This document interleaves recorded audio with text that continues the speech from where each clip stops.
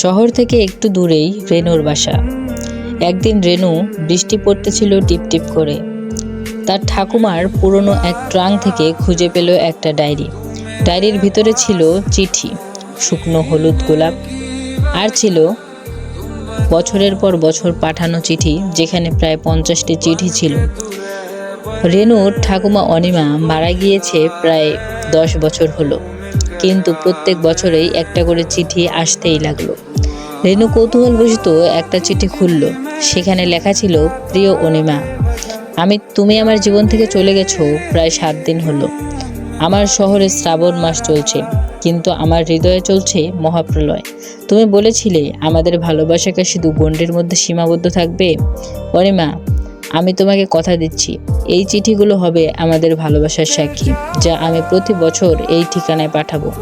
কিন্তু আমি জানি তুমি কখনোই এর উত্তর দিতে পারবে না, কারণ তুমি রেখে গেছো আমার জন্য শূন্যতা আর একরাশ স্মৃতি।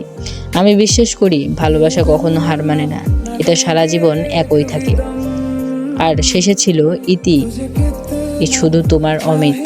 রেনুর চোখ ভিজে উঠল। সে বুঝতে পারল না তার ঠাকুমার ভালোবাসা কেন অপূর্ণ রয়ে গেছে। পরদিন সে রওনা দিয়ে ফেলল সেই চিঠির ঠিকানার উদ্দেশ্যে। শহরের মাঝে একটা বইয়ের দোকান। সেখানে গিয়ে দেখা হয়ে গেল এক মধ্যবয়স্ক লোক, চোখে চশমা। সে সেখানে গিয়ে জিজ্ঞাসা করলো, আপনি কি অমিত রয়? লোকটি বলল, হ্যাঁ, আমি অমিত রয়। কে তুমি? সে বলল, আমি অনিমার নাতনি রেনু। তার কথা শুনেই তার ভিতর থেকে কেমন যেন চমকে উঠল। সে রেনু তার চিঠি এবং তার ডায়েরিটি বের করে দিয়ে বলল, আমার নানু তোমাকে কখনো ভুলে যায়নি। এই কথা শুনে অমিত রায় তো একদম কেঁদে ফেলল। তারপর রেনু বলল, কেন তোমাদের ভালোবাসা পূর্ণতা পায়নি? অমিত রায় বলল, আমি ছিল একজন সাধারণ শিক্ষক, আর তোমার নানি ছিল একজন অনেক বড় মাপের মানুষ। তার বাবা মা কখনোই আমাদের ভালোবাসাটা মেনে নিতে পারেনি, তাই তাকে জোর করে বিয়ে দিয়ে ফেলেছে।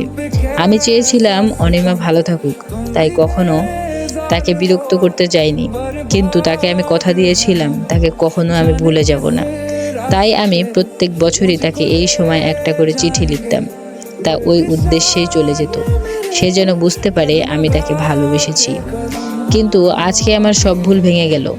আসলে সে আমার চিঠিগুলো যত্ন করে রেখে দিয়েছে। আমার ভালোবাসা কখনোই একতরফা ছিল না। সেই কথা বলেই রেনু কেঁদে দিল এবং অমিতও কেঁদে দিল। তাদের ভালোবাসা সত্যিই সুন্দর ছিল।